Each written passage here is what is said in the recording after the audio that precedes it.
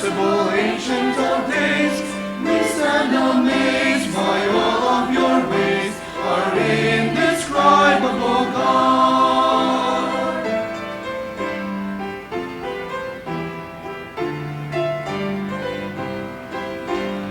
Love that reaches to the skies, immeasurable your care.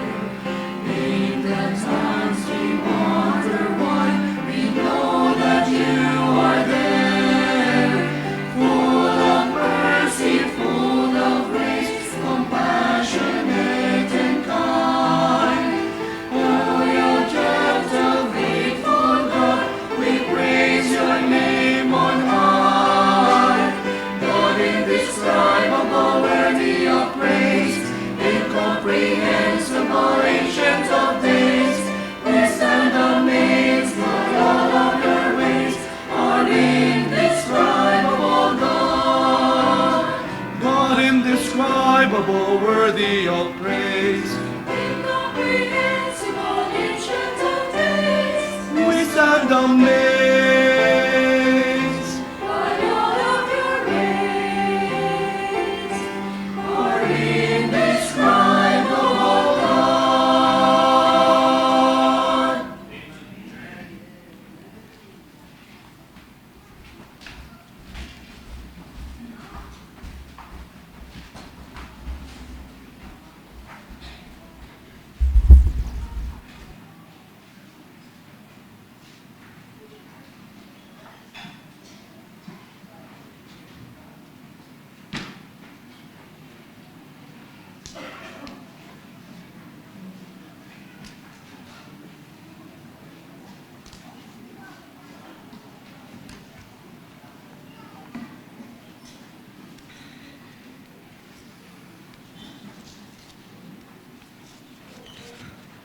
Truly, our God is indescribable.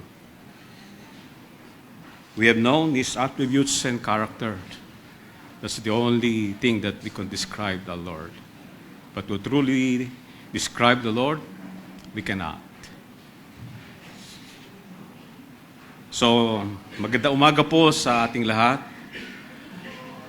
Yeah. Thank you, and salamat tayo sa Panginoon for bringing us together again to worship and to learn from His Word. Amos 9, verse 1 to 10. This is not yet the conclusion. This is the pre-ultimate conclusion para sa book of Amos o Amos po. Mahilingan ko po na tayong lahat ay tumayo para sa pagbabasa po ng Amos chapter 9, verse 1 po hanggang 10. At basahin po natin to ng responsibly at sa huling verse ay sabay-sabay po tayo.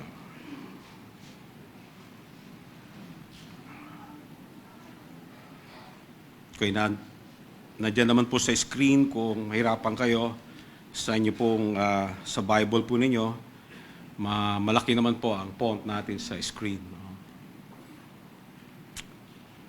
Amos chapter 9, verse 1 to 10. Verse 1, I saw the Lord standing upon the altar, and He said, smite the lintel of the door, that the post may shake, and cut them in the head, all of them, and I would slay the last of them with the sword.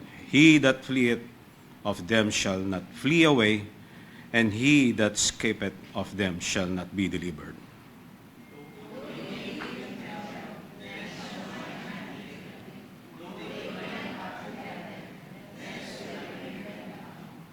And though they hide themselves in the top of Carmel, I will search and take them out thence. And though they be hid from my sight in the bottom of the sea, thence will I command the serpent, and he shall bite them.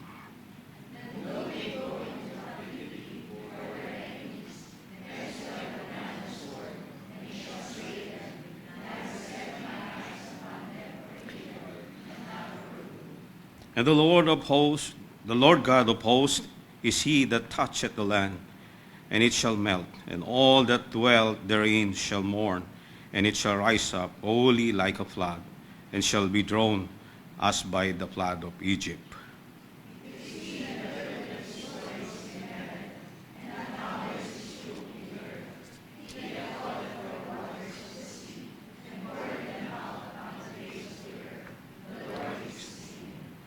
Are ye not as children of Ethiopians unto me?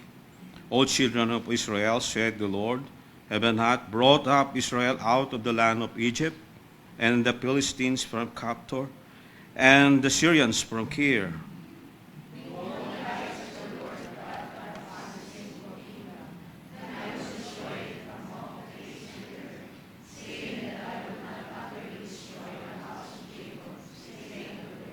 For lo, I will command, and I will sift the house of Israel among all nations, like as corn is sifted in the sieve, yet shall not the least grain fall upon the earth. All the sinners of the people shall die by the sword, which say, the evil shall not overtake nor prevent us. Tayo po ay manalangin. O Lord our God, our Heavenly Father, we come before thee, Lord, and we ask thee, Lord, to help us understand your word. Lord, use this humble servant, that thy word, Lord, be delivered into its heart to the power of the Holy Spirit. Father, this is your word. It is not ours. And we always, Lord, panted for it.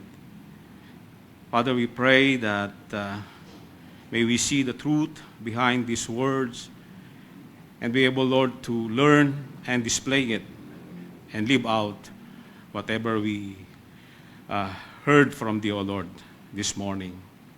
Thank you, Lord, for bringing us again this morning, and may be able, Lord, to worship you in spirit and truth, and also, Lord, to absorb your word this morning.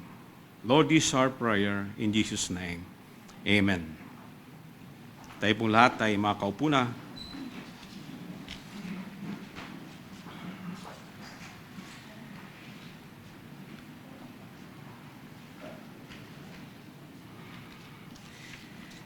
Ito pong mga unang mga talata ng chapter 9 ay huling pangitain po ito ni Amos na ipinahayag sa kanya ng ating pong Panginoon Diyos, si Yahweh. At ngayong umaga ay imagine po natin, tayo po ay naroon sa isang napakalaking katedral, malaking simbahan, na ang pakiramdam po natin sa lugar na ito ay ligtas, dahil sa lalaki ng poste, lawak, at sa napakagandang disenyo ng katedral na ito. Ang pakiramdam natin, parang ang lapit natin sa Diyos. Ngunit, biglang nakita natin doon, nakatayo doon sa harap, sa altar, ang Panginoon. Hindi upang tayo ay i-bless o pagpalain. Ngunit ang sinasaad niya ay it's a total destruction o pagkawasak. Yung mga posting malalaki ay yumanig. At yung roof o yung pinakatip ay nakikita natin unti-unting nagkukulaps. At wala pong lugar na mapagtataguan pagkat lahat ay okupado at isa malakas ang yanig. Yun po ang isang nakatakot na pangitain na inihayag ng ating Panginoon sa pamamagitan po ni Amos dito sa chapter 9. And this is the final vision of the book of Amos. Dito po pinakita ni Amos na walang maaring kaligtasan, No, or it's inescapable. Walang maaring makaligtas. God show Amos the inescapable reality of judgment para sa mga unrepentant sin. Yet, even here, yung pong kanya pong pahayag, meron pong napaka umaandap-andap na pag-asa para sa mga naiwan o natira at sila po ay yung nilinis, pinili ng Panginoon. Tumatagos sa puso po ng bawat isa ang mensahe po ng mga talatang ito. Sa puso po ng lahat ng henerasyon hanggang sa ngayon, sa ating modernong panahon. At ano po ang main point po dito ni Amos na gusto niyang ihayag sa atin sa ngayon? God sees everything. That po nakikita po niya. And judges righteously. And no one escapes His gaze. Wala pong makakatago, makapagtago o makakaligtas sa kanya pong pagtunghay sa atin.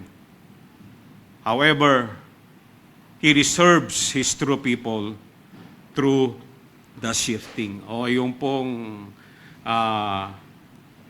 yung sasala.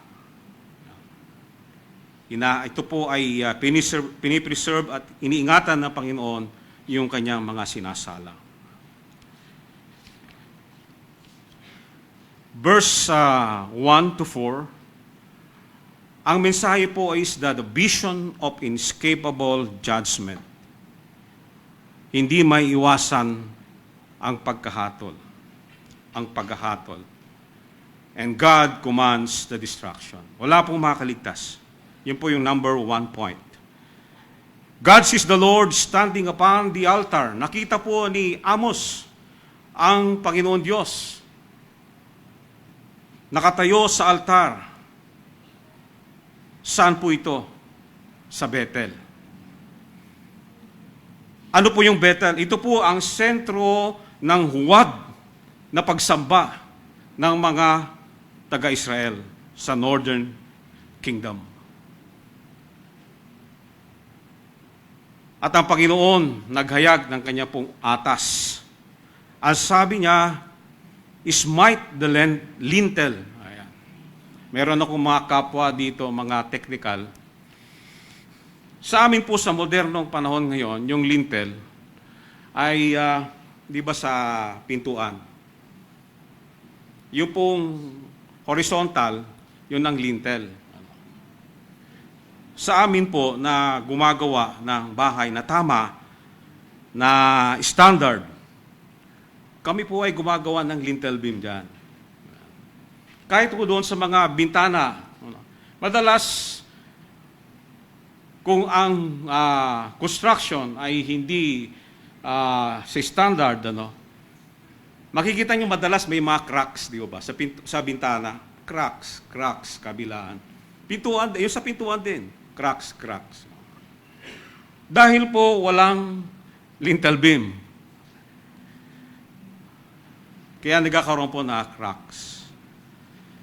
At kung yun po ay nasira na, talagang yung pintuan ninyo gigawang na, tuunti. Ganon din po sa mga struktura. Kung yung pong beam ay nasira na, nawasak na, ay talaga pong hindi na po safe yan. Nakita ko rin yan sa Cebu lately nung kami po ay pumunta roon. at dineclare yung maraming mga building hudot na unsafe at hindi na po ginagamit yung mga building na yan. So if you smite the lintel of the beam, the post may shake. At ito po ang magiging dahilan ng pag-collapse ng structure. Pagka nangyari po yun, yung mga nasa loob, hindi po maiiwasan. Sila po ay magkakaroon ng sakuna. Sila po ay magiging biktima. At dito sinasabi po ni Amos, kung meron mang survivor, sila po ay tutugwisin pa rin. Ibig sabihin mo talagang nasasala na. Mas marami ang masasalanta ang magiging biktima. Naalala ko niyo yung nakaraang mensahe, yung pagkagutom dahil sa pagkagutom sa kanila pong pagsamba, pagkagutom sa salita. Tumayo na talaga ang Panginoon. At sinasabi niya, mali at huwad ang inyong pagsamba.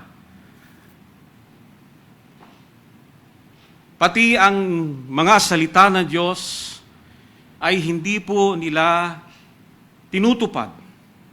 There is no obedience upon the heart of the Israelites. So doon po ay ating makikita, God is not distant. Hindi po malayo ang Diyos. Mismo doon sa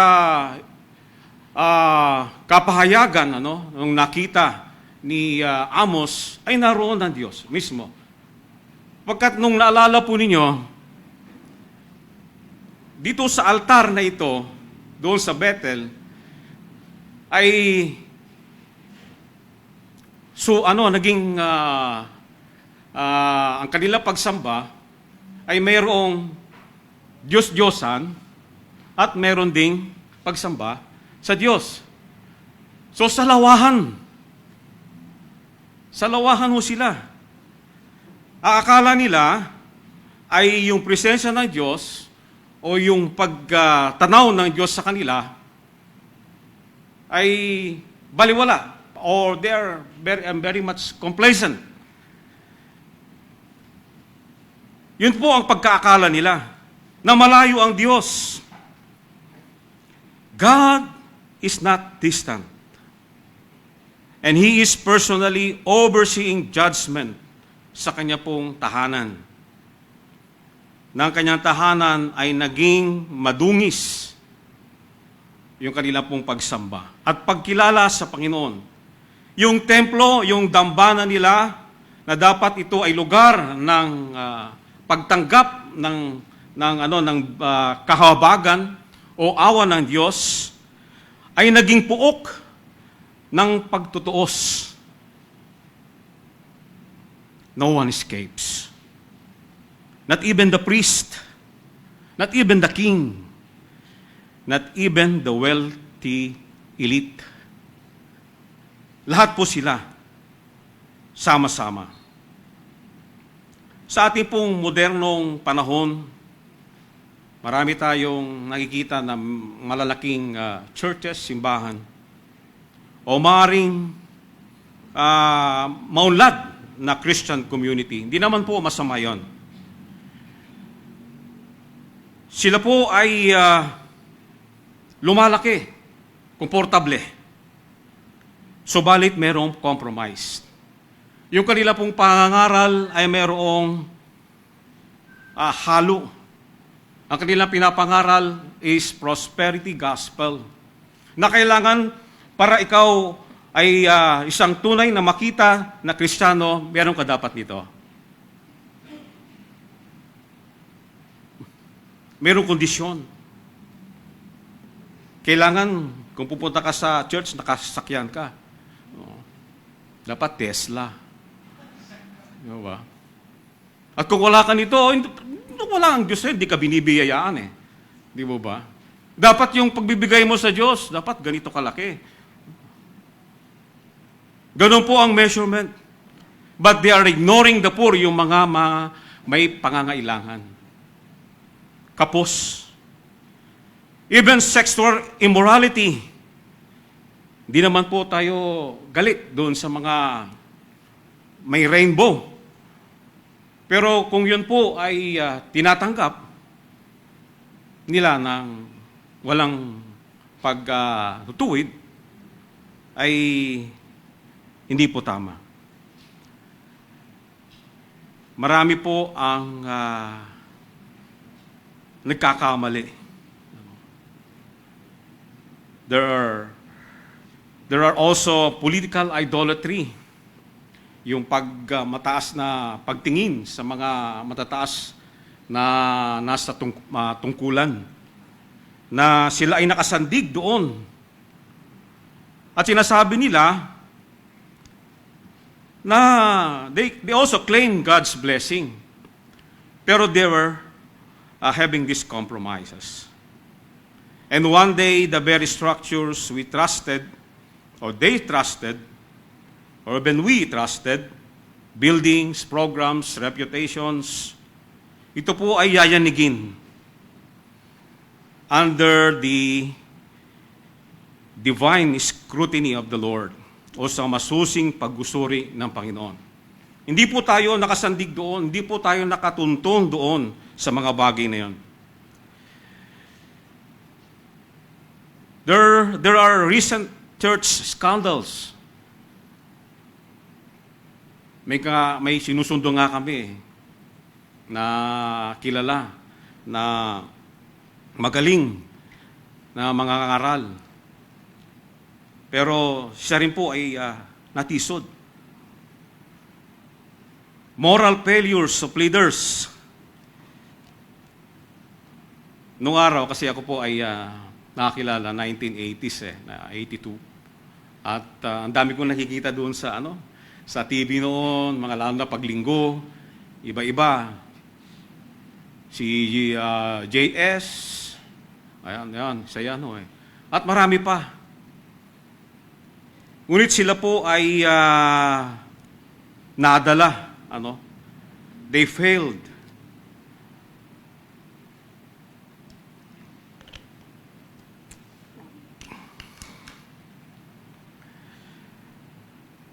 At ganoon din po, mayroon pong mga pagbabago sa kultura sa ngayon. At ito po'y talagang dumadagundong sa ating kapanahunan. Ngunit ang sabi ng Panginoon, I will set mine eyes upon them for evil, not for good. His eyes, which are flames of fire, Revelation 1:14, see through every passage. Ibig sabihin lang po, ang lahat nakikita ng Panginoon. Wala pong naitatago. Kahit nag-iisa ka doon sa kwarto mo, nakikita ng Panginoon. Nakikita rin niya pang nasa puso natin. Nakikita rin po niya yung nasa isip natin. Kahit sa ngayon, sa oras na ito, wala po tayong maitatago sa Panginoon. Nakikita po niya lahat. Lahat ng passage. Front, left, right, rear. Kitang-kita po niya tayo. Wala pong maitatago sa Kanya. Mga kapatid, where are you presuming safety in religious activity while your heart is far from God? Okay, mga pangko pala. Sa mga regular attendees, meron na po tayong QR code doon. So, kung mayroon po kayong cellphone, papakita lang po na tayo ay dumalo at sumamba sa Panginoon.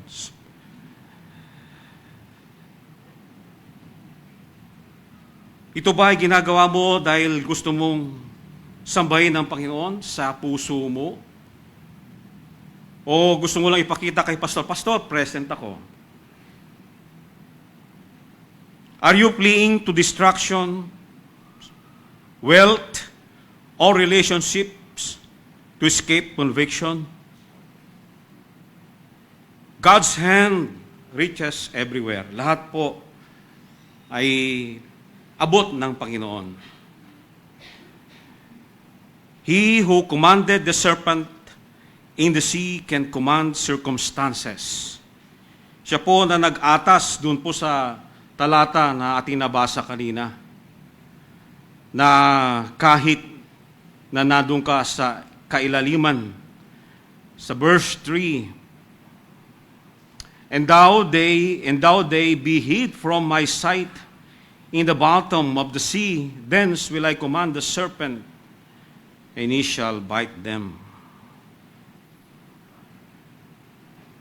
He can command circumstances, hawak po niya yung mga pangyayari, yung konsensya natin, and consequences sa ating buhay, sa kapanahonan natin. Ang tawag po niya, ang hiling niya, repent before the collapse comes. Ito po ay nabanggit din ni David sa Psalms 139. Sabi po niya, O Lord, Thou hast searched me and know me. Thou knowest my down sitting and mine uprising. Thou understandest my thoughts afar off. Doon po sa verse 7, Whither shall I go from thy spirit? Whither shall I flee from thy presence? If I ascend into heaven, thou art there. If I made my bed in hell, behold, thou art there. If I take the wings of the morning and dwell in the uttermost part of the sea, even there shall thy hands lead me, and thy right hand shall hold me. And if I say, surely the darkness shall cover me, even the night shall be light upon me. Ibig sabihin po, saan man tayo pumunta, naroon ang Diyos. Nakikita po niya tayo. Wala tayong lusot.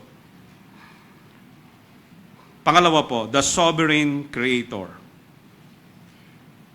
The sovereign creator who judges. Verse 5 and 6. And the Lord, God of hosts, is that touches the land, and it shall melt, and all that dwell therein shall mourn, and it shall rise up, wholly like a flood, and shall be drawn as by the flood of Egypt.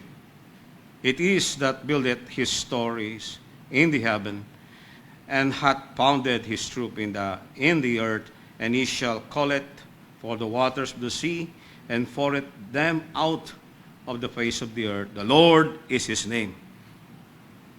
Bakit po binanggit ni Amos ito? Pinayag niya kay Amos ng Panginoon, pagkat hindi po nila talaga kilala ang Diyos. Dito nagpakilala ang Diyos. Amos reminds Israel of God's majesty. Yung kapangyarihan, yung kamahalan ng Diyos. He touches the earth and it melts. He controls the flood like the Nile. Ang layo na po ng Nile Actually, doon sa taas. Pero pwedeng tumaas ang tubig. Ibig sabihin, nasa Kanya. Mga kamay ito. He builds the heaven and the earth. And He commands the sea. Sabi niya, the Lord is His name.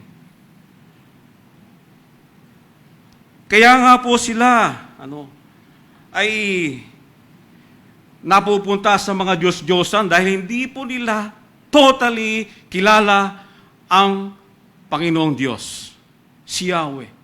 Or else they will only worship the true God, the only true God, the one and only true God, the Yahweh. Pero hindi po Hindi nila kilala ang Panginoong Diyos. Kaya nga po, gumagawa sila ng kanilang Diyos-Diyosan. Dahil po, hindi nila totally kilala ang Diyos. At dahil po dito, naroon ang kahatulan. Judgment flows from God's character. And He is not a tame deity who can be manipulated by rituals. Ganun pong ginagawa nila eh. Kaya nga, kung maalala ninyo, sige, sabi ng Panginoon, dalhin nyo ang inyong pong mga offerings, dalhin nyo. Yung inyong mga tupa, yung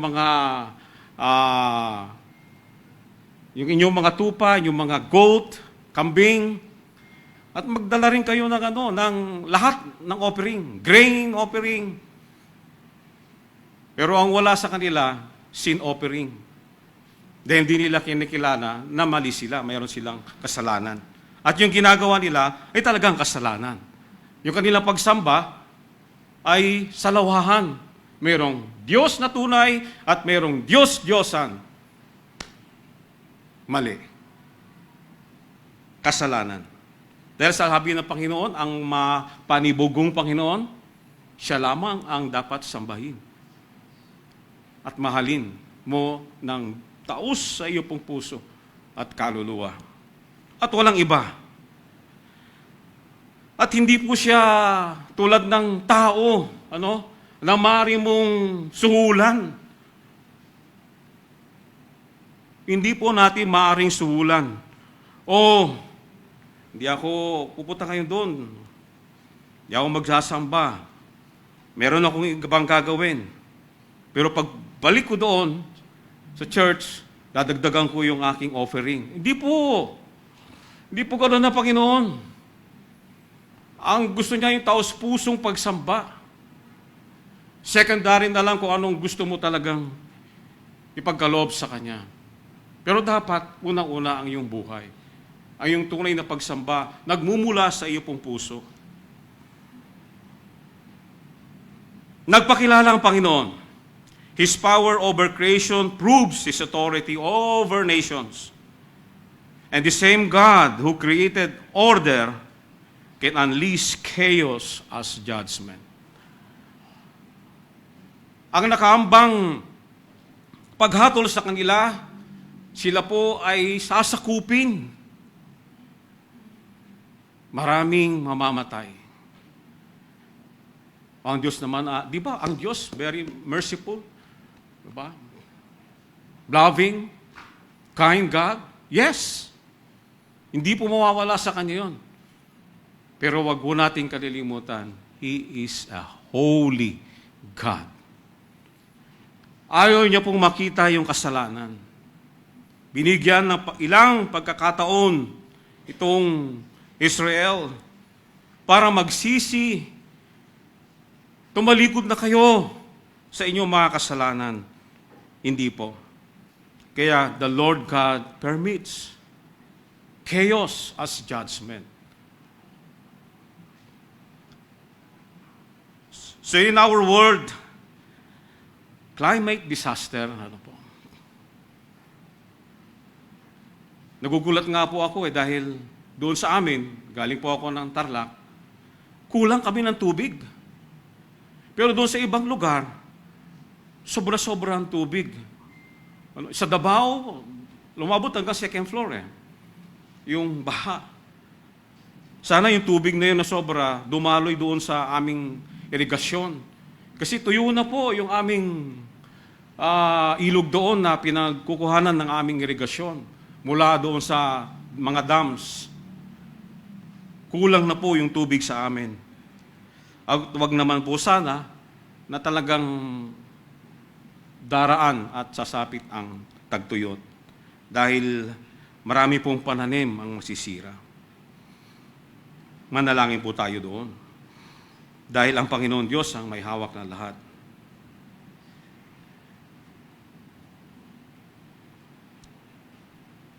Nakaranas din po tayo na economic crashes, pagbaba ng ating ekonomiya, bagsak. At ganoon din po kaguluhan sa ating pong politika. At sino po ang nagsasuffer? Tayo po ng mga nilalang, dumadaing tayo. Are we being judged? Naranasan na ba natin ngayon yung judgment?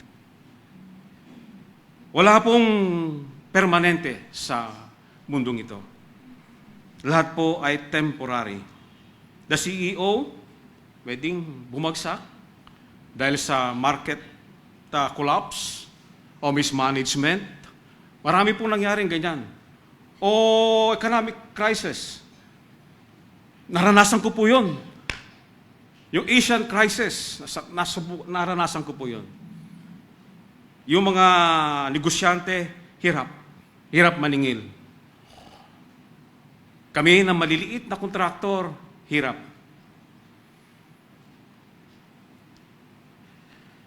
Para kaming ginawang yung Bombay. Yan.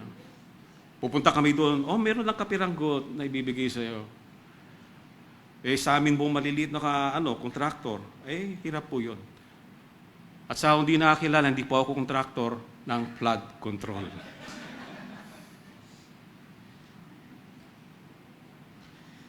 Iniwas po ako ng Panginoon doon.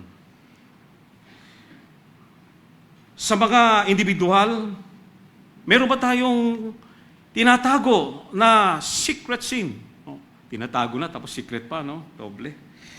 O meron ba tayong secret sin? Besetting sin. Tinatago mo yan doon sa bottom of sea.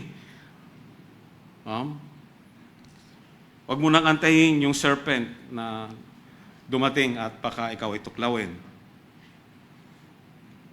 Maaring tuklawin ka because of the consequences of the sin. Yung kahinatnan dahil sa kasalanan. Broken relationships, health crisis, or maaring magkaroon tayo ng asunto dahil sa mga pag-isip natin. Dapat lahat legal.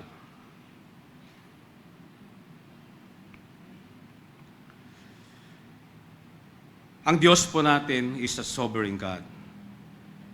God's sovereignty means no safe space exists outside of Him. Medyo mahirap pa yun eh. Sa labas, ganito lang po, mas madali. Yung ating madalas na sinasabi, if you are not, the most safest place is in the center of God's will. Yun na lang, mas madaling intindihin. Kung wala ka po sa gitna ng kalooban ng Diyos, merong risk, merong danger. So tulad po ng isang master builder, kami na nagtatayo, alam po namin lahat ng bahagi ng istruktura ng bahay. At tulad din po ng Panginoon, God knows every hidden corner of our lives. Ang lahat po ng kasulok-sulukan ng ating buhay, alam po ng Panginoon. And He is not distant, hindi po siya malayo, lagi po siyang malapit. At maaari po niyang siya na makapangyarihan na nag-aatas sa dagat, nalunurin yung ating mga ilusyon sa isang kumpas ng daluyong. Ibig sabihin lang po, dapat tayo po ay manalig lang sa Kanya, kumapit lang sa Kanya. Ipahayag natin yung ating mga kasalanan sa Kanya. Humingi tayo ng kapatawaran. Pangatlo po, no special immunity. God's impartial sovereignty. Ito po sa verse 7 and 8. Are you not as children? Naalala ko pala dapat medyo may Tagalog din. Kasi malapit na po yung buwan ng wika. Sabi po dito sa talatang 7 at 8, sinabi ng Panginoon, ang turing ko sa inyo ng mga taga-Israel ay katulad lang ng mga taga-Ethiopia. Totoong inilabas ko kayo sa Ehipto, pero nilabas ko rin ang mga Pilisteo sa Captor at ang Arameo o Syrian sa Kir.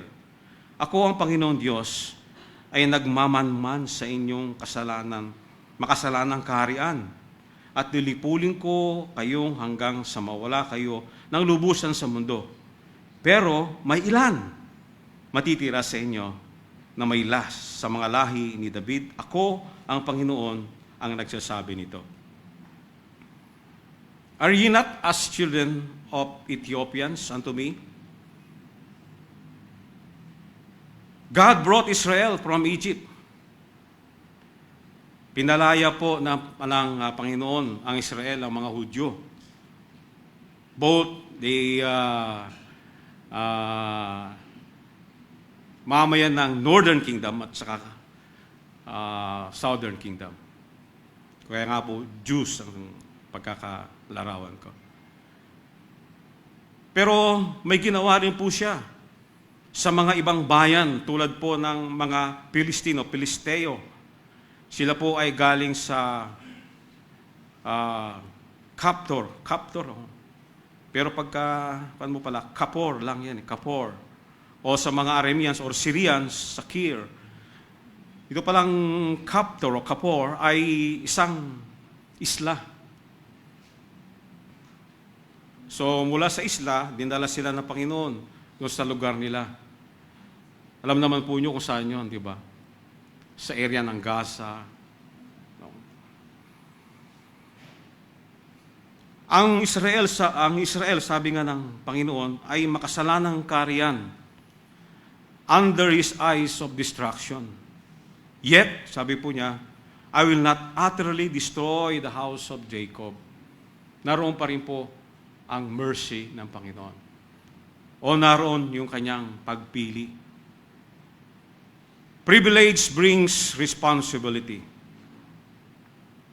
Tulad nga po nung mga nakaraan, talagang pribilehiyo ang mga Israelite. Dahil pinili sila ng Panginoon sa lahat ng mga bayan o sa lahat ng mga nasyon. Bakit Israel, ano?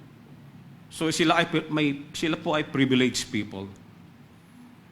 Privilege bring responsibility. Meron pong kaakibat na responsibilidad, not exemption. Alam po nyo, may kwento ko lang. Pwede po ba? Saglit lang. Privilege brings responsibility. Yung sa mga merong may senior o lisensya. Lisensya na lang po tayo. Dahil may kadugtong ito. Lisensya. Mag-drive. Hindi po yung karapatan, kundi pribilehiyo. Pribilehiyo mo magkaroon ng lisensya. Dahil ikaw ay pumasa para mag-operate ng motor vehicle. Alam po ba nyo ang naka-aksidente doon sa tiyahin ko, tsaka yung tiyuhin ko? 14 years old. At walang lisensya. Yan, meron tayong officer dito pagka may minor di edad, iba po ang turing. Ngayon, nag-iisip ako ngayon. Doon sa amin, maraming mga bata nagmumotor. Karamihan walang lisensya. Paano po yun? Ang mananangkot, di ba, dapat magulang? Pero yung magulang, luluhod. Lumuhod yung magulang doon sa humingi ng tawad. At yung namang aking nag-iisang pinsan, dahil siya po ay nakakilala sa Panginoon, nabagbag naman yung damdamin niya. Yung tatay ay nagmamaneho lang ng tricycle. Yung nanay, wala hanap buhay. So paano po kung makukulong yung magulang? At 3 ata yung kakapatid o 4. Sinong susuporta doon sa mga... yung 14 years old, yung pangpanganay. Noong aksidente, kabangga. Panalangin na lang po natin na yung aking tiyuhin ay makaligtas pa na doon po sa ICU ng Veterans Hospital dahil siya po ay retired Army. Anyway, yung pong pribileyo, mayroon pong kagibat na responsibilidad. Hindi po yung exemption. Chosenness was for mission and holiness, not presumption. Yung pong pagkapili dapat ay para sa misyon. Misyon na sambahin ang tunay na Diyos at mabuhay ng mayroong kabanalan. Hindi palagay. God is sovereign, all migration and all histories. At yung pong exodus ng Israel, ay hindi lang po unique yon dahil nangyari din po, naranasan din po yan ng Philistines and the Syrians. Yet, sabi doon, a remnant is preserved by grace. Sa ating pong modernong kultura, marami po, especially sa Western countries, they assume the cultural Christian heritage. Di ba? Kami ang nauna Kami ang unang nagpadala ng mga misyonaryo sa lahat ng bahagi ng mundo. Di ba ang Inglaterra, ang United Kingdom ang unang nagpadala ng missionary sa lahat ng lugar dito sa mundo. At yun ang pinanghahawakan nila. Or the past revivals guaranteed God's favor. At yun po ang naging dahilan that they are complacent believers.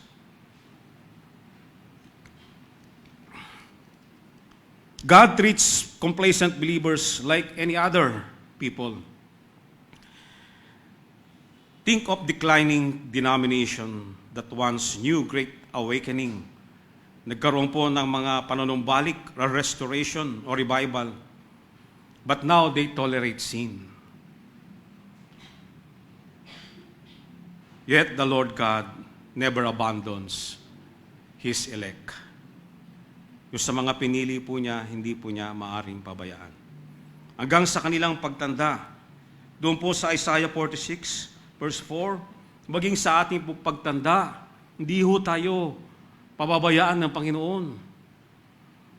Kung tayo po ay susunod at ituturing yung ating sarili na, oy, pinili ako ng Panginoon Diyos para maglingkod at sumamba sa Kanya. If you are resting on baptism, kung ikaw ay ang iyong pong pagsunod ay nakasalalay sa bautismo or family faith, magulang mo, matagal ng Kristiyano, lumaki ako doon sa simbahan na yon, or past decision without current obedience, hear this. God sees the sinful kingdom in your heart. But for those who fear Him, there is hope. He will not utterly destroy. Pero dapat ang pagsandig po natin doon sa ating pong tunay na relasyon, pananalig at pananampalataya sa Panginoon. Hindi doon sa magulang mo, dahil ang magulang mo, sila ay active doon sa church, sila ay elder, sila ay deacon, sila ay ang mga nauna. Hindi po doon, kundi yung personal na pananalig mo, pagsampalataya sa iyo. Yun po ang mahalaga. O hindi rin yung ikaw ay nabautismohan na. Sumunod ka. Hindi rin po roon. Nakikita ng Panginoon yung pong puso. Pangapat po at huli, ito po yung the shifting o yung pagsala and the remnant. Verse 9 and 10. For lo, I will command, and I will sift the house of Israel among all nations like the corn is sifted in a sieve. Ye yet shall not the least grain fall upon the earth. All the sinners of my people shall die by the sword, which say the evil shall not overtake nor prevent us. Ang Panginoon po ay sasalain niya ang Israel sa lahat ng mga bayan tulad po ng butil. The sinner who say the evil shall not overtake us will perish. Complacent hindi dasapit sa atin ang kasamaan. Hindi tayo hahatulan. Pinili tayo ng Diyos. Yun po yung nasa isip po ng mga Israel. But not the smallest grain falls to the ground. Yung pong pagkasala is not destruction tulad po ng wheat na hinihiwalay yung ipa sa talagang butil. Exile and scattering, ito po ay yung nagdadalisay o nagiging puro. And then yung mga presumptuous, it won't happen to us, are judged, but the faithful are preserved. Yung mga tapat po ay pinipreserve po ng Panginoon. Picture a farmer. Farmer na naman kasi, bakit po? Dahil itong sumulat nito, si Amos ay isang agriculturist. Siya po ay nagtatanim. Bagamat ang sikat noon sa kanya, yung tanim niya ay sycamore. Dahil yung kanya pong bunga na sycamore ay mas malalaki at mas masarap. Di ba? Malapit ng panahon ng lansones, di ba? Hindi lahat ng lansones ay matamis. Ano po ba yung matamis na lansones? Longko? Ano ba yan? Longko? O hindi ko po alam eh. Dahil hindi kami nagtatanim ng lansones eh. Meron sa amin duhat. Meron sa amin mangga.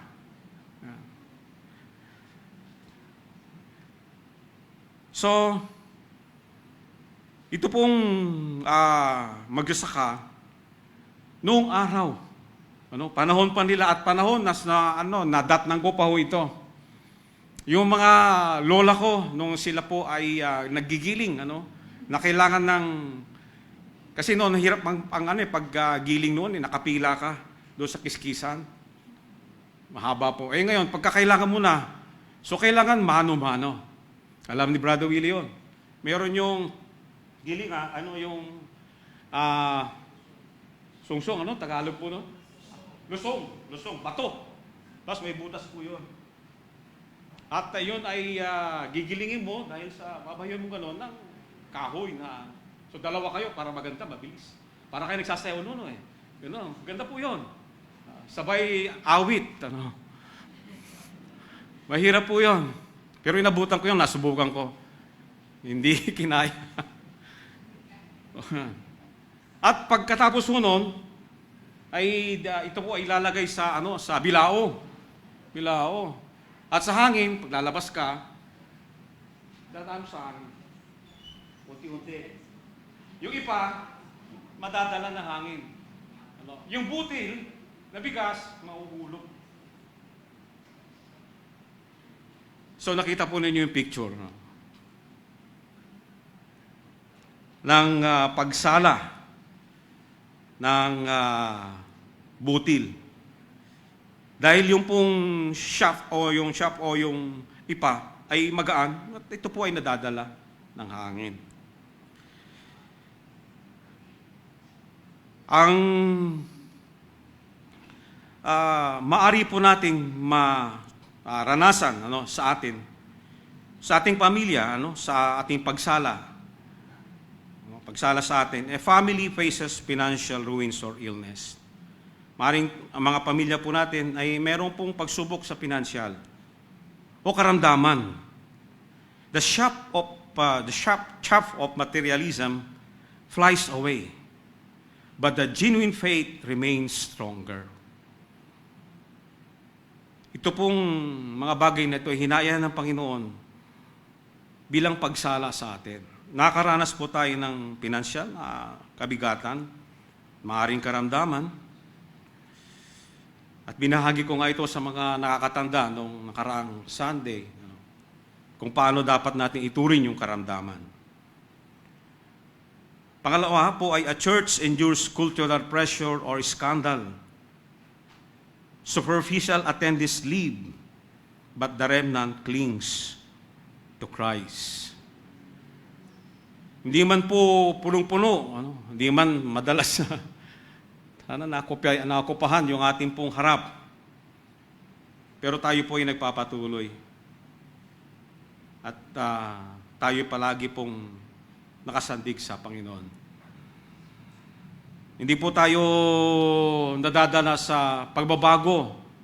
Yung iba, ay kailangan na natin palitan yung ating ilaw. Ilaw ninyo kasing tanda pa ni di po ba? Kailangan bago na. No? Kailangan medyo kumukuti-kutitap na.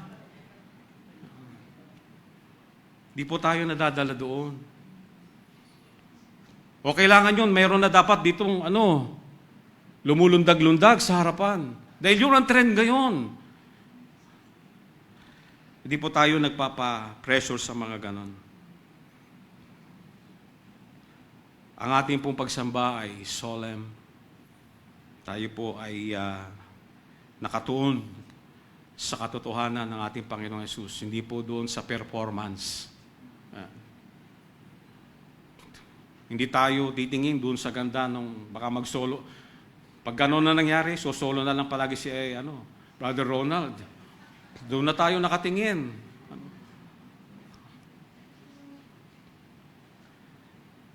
At hindi po tayo nadadala doon.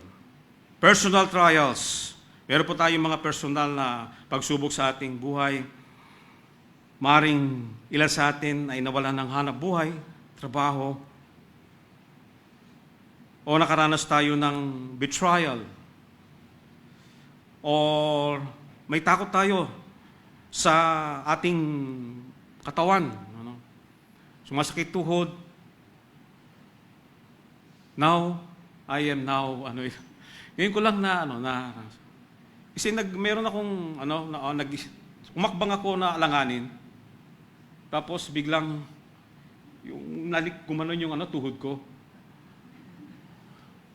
Yung pala, tumatanda na pala ako. Meron pong mga pagsubok, meron na pong mga limitations, tayo. Pero sabi nga po ng banal na kasulatan, magiging productive pa rin kayo. Meron pa rin kayong magiging bunga sa inyong pagtanda. O ba? Meron pa rin pakinabang sa ating buong buhay. At yun po ay ang pagkasala. Humihina man yung ating katawan, lumalakas naman, di ba? Sabi ng salita ng Diyos. Sa Korinto, lumalakas ang ating pangloob na pagkatao. So the one who trusted in self perishes spiritually, but the one anchored in God is kept. Sabi nga po ni Spurgeon, noted that the farmer isn't angry with the wheat, but he's preparing it. Your trials are God's love sifting. Pagsala po yun. So po, anong connection po nito sa gospel of our Lord Jesus? This passage points towards Christ. The temple judgment foreshadowed the cross, where Jesus took the crushing blow for sinners. Siya po ay hinampas, sinuntok. No one escapes God's justice except through the one who escaped death for us, and that is the Lord Jesus. Jesus is the true grain who fell into the ground and died, yet brings harvest. John chapter 12, verse 24. In Him, the remnant becomes the church. Yung pong natira doon sa Northern Kingdom ay naging church. Jews and Gentiles nagkasama po, grafted.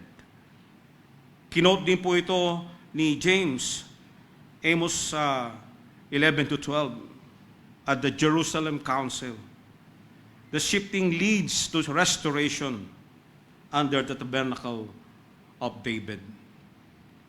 Dito po sa 11 and 12. Hayaan ko na si Pastor ang mag-expound po nito next week sa ating conclusion.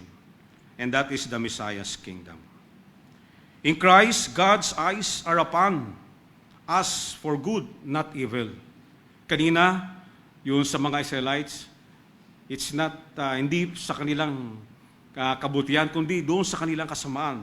But with Christ, sa atin po, yung tingin ng Panginoon sa atin ay yung ating kabutihan, hindi sa ating kasamaan.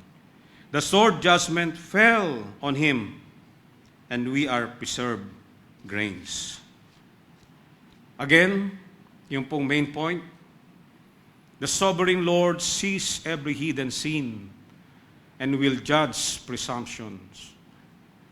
But He is merciful, seeks and preserves a repentant remnant through Christ. Calling us today to fear Him, repent, and live holy lives under His gaze. Ito po yung mahirap eh. Ako ay also admit, meron tayong takot sa Diyos because fear is the beginning of wisdom. Repent, nagising na po tayo eh. But hindi po na tatapos po doon. Live holy lives. Live holy lives under His gaze. Tinitignan po ng Panginoon yun sa atin. Examine your heart. Are you saying the evil shall not overtake us? O kampante ka? Hindi mangyayari. While tolerating sin at patuloy kang nagkakasala, yayakap yung kasalanan. Repent of complacency. Embrace the shifting, let trials purify you. Apply this in daily life. Justice for the oppressed, integrity in all our aspects of lives, and purity in relationships. Sa mga naghahanap pa hanggang sa ngayon, you cannot hide from God. Hindi po kayo makakapagtago sa Panginoon. Nakikita po niya ang buong buhay ninyo. Pero ito po ang magandang balita. Mali kang maligtas sa pamagitan ni Kristo Jesus, na siya ang nagdala ng ating kahatulan doon sa krus ng Kalbaryo. Ang sabi niya, come to Him, come to me, before the final shifting. The church, the vision is clear. God stands at the altar. Will you be crushed by unrepentant sin? Or will you be the grain preserved for His glory? Turn to Christ today. Pagkat sa mga hindi pa naligtas, itong araw ng kaligtasan. Let His blood cover you. Live as those whose eyes are fixed on the sovereign Lord. Not for harm, but for eternal good. He who shapes the nation holds you in His sheaves of love. Trust Him. Believe on Him. Repent and be restored. Amen. Tayo po ay manalangin. O our Father in heaven, yes, Lord, you have shown to us the vision, the inescapable judgment for those who have not obeyed you, for those who continue in their sin, for those who worship the idols. But Lord, we thank you that you have chosen us for missions and holiness. You want us to live as Christ has lived. Father, we are not capable, but we have you, who is the source of our strength. May, Lord, give us the strength to obey you at all times. In every moment of our lives, Father, may we experience your presence. that you are not God who is distantly observing us, but you are God who works in our hearts. Father, we pray, Lord, that you will continue to help us to live out these truths in your word. Father, we would like to trust you more and know you more, to fear you, to repent, and to live as our Lord Jesus lived, a holy life. Thank you, Lord, in Jesus' name. Amen.